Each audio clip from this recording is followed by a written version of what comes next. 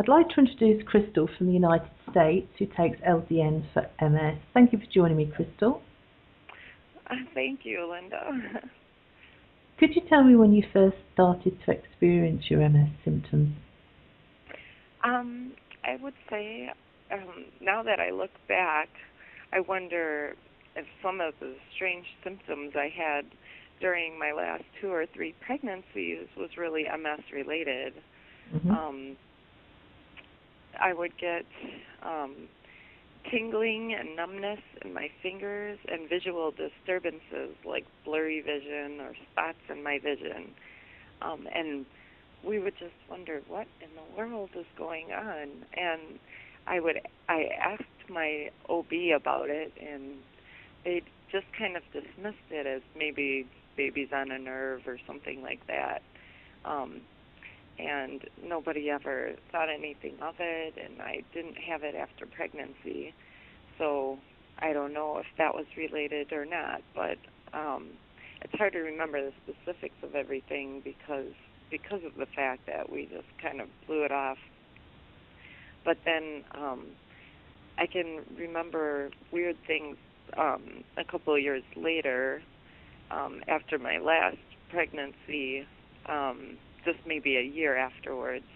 I can remember some weird things like waking up biting my tongue because it was kind of like loose or hanging off to the side.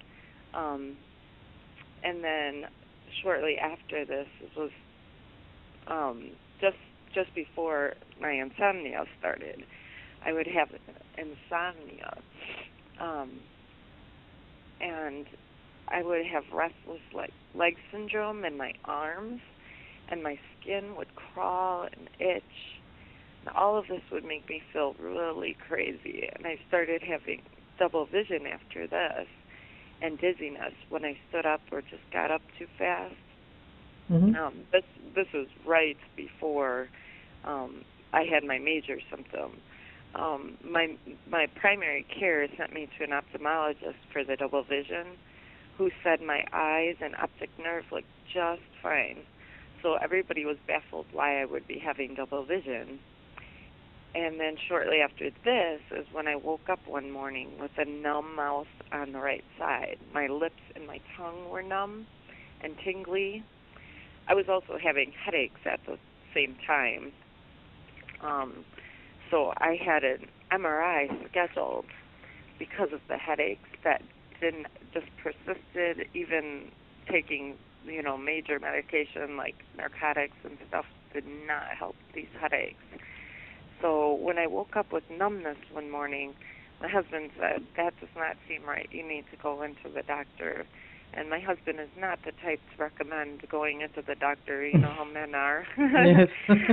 So when he said that I should go into the doctor, I really took that serious. It must have sounded serious to him.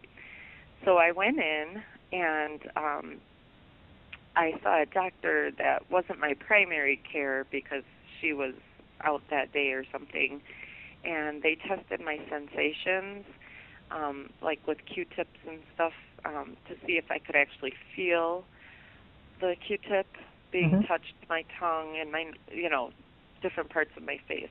And I could still feel the sensation of the Q-tip there, even though I was numb and tingly. So it wasn't that all feeling was gone. But we just kind of eventually, after discussing things, we concluded it may have something to do with my usual nighttime teeth clenching. I was told to follow up in a couple of days, which I did, but I still had the numbness. So when my doctor, the doctor that oversaw my primary, she didn't feel comfortable waiting for my scheduled MRI, the one that was set up because of my headaches. She said, I'm going to have to send you down to the ER right now for an emergency ER or MRI. Mm-hmm. And so that's what happened. I went down right away, and at that time the results were read by the ER doctors and radiologists that night. I was very tired because, it was I had to wait quite a while to get the MRI and then for them to read it. And the ER doctors and radiologists looked at the MRI, and they all thought it looked most like MS. And then later on, when I finally got an appointment with a neurologist, I don't know how it is there in England, but it takes a long time to get an appointment with a neurologist. And when I did finally see him, he did confirm an MS diagnosis. So I never did go on a disease-modifying therapy because an older lady from my church had read about LDN, and I knew that the disease-modifying therapies were kind of toxic. And she told me about LDN, and I asked for it immediately from my neurologist. And fortunately, he was the type of neurologist to go ahead and prescribe that for me, even though they did encourage me to start the DMT because they said prognosis for people is much better the earlier you start. But as far as I can tell, because I don't have much to base things on, because I only had that first attack really, I can't tell you how much of a difference LDN made in my, in my disease, but I do know it helped with insomnia, and I've been feeling pretty good for having MS. My pastor's actually, when I talked to him the other day, he said, I'm very thankful and impressed with how well you've been doing, because sometimes with MS, you quickly, once you start going downhill, it's quick. It's like going off a cliff. And I haven't had that battle so far, and maybe it's due to the LDN that I haven't gotten any worse. I know that LDN has helped me tremendously with insomnia. I don't have that anymore. I don't have the itching and crawling of the skin or the restless arms. So far, it seems that LDN has done the job. And I do plan on going on Copaxone just because I want to take measures to prevent further damage, which LDN hasn't yet clinically been proven to do, but I will be taking the LDN at the same time because I know Copaxone and LDN are the only, Copaxone's the only one you can take with LDN. So as long as I can, I'm going to stay on the LDN. Mm-hmm. And would you like to tell people what a regular day for you is like, Crystal? Sure. Like I said, right now, I just have pains. I haven't had much fatigue anymore. In the beginning, right after my diagnosis, I had tremendous amounts of fatigue.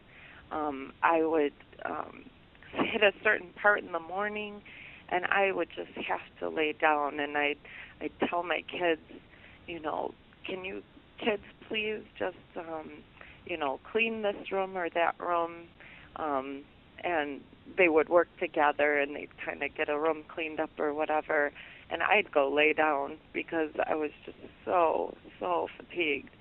Well, I don't have that anymore, and I've been on LDN now for 6 months, and I wonder if that fatigue that I used to experience isn't gone because I take LDN and get a good rest, and also perhaps it's just helping with that symptom. But now I just have intermittent bouts of pain, in various places. I can feel twinges of pain. They're fleeting. They come and go pretty quickly.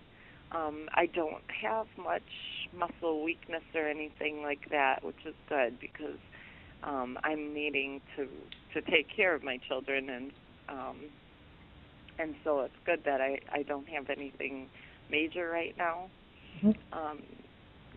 So as far as I do have visual disturbances sometimes when I get up too fast. I do feel like I'm going to get double vision, but I never actually get it. Mm-hmm. But on a daily basis, you have 7 children, and how many do you homeschool, Crystal? I homeschool the youngest 3 I don't homeschool. So the oldest 4. Mm-hmm. So that is one busy mum. So I think Yes. you're doing extremely well. I mean, it would be a big job, I think, for a healthy person, let alone somebody with MS. So you know you are doing extremely well. Super mum. Thank you. Thank you. I do have a lot of help. I have the homeschooling materials we use are very helpful. My 2 younger ones that I homeschool, they have videos they watch and stuff, so it's tremendous help. We have an outside teacher that teaches them, and I'm just there to help out, and and they do very well. I have some wonderfully smart kids. Well, thank you very much for sharing your story with us, Crystal.